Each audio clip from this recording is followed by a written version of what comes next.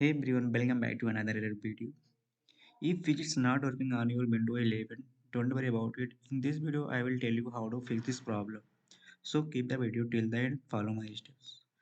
First, when you are facing this problem, go to search bar and search here setting and click on the personalization. Now scroll down and click on the taskbar and now see here if widgets option is not enabled, then enable it. If already enabled, then go to the next solution. Again go to the setting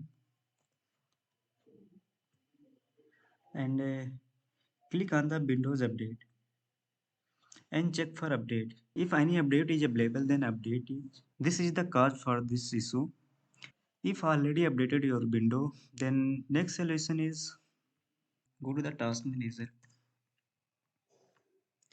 and click on the process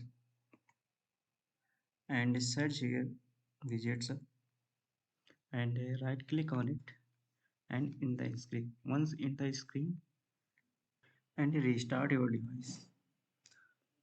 After doing this step, if it is not working, then again go to the task manager and click on the window explorer,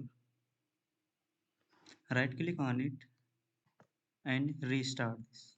After restarting your window explorer, once again restart your device and check the problem.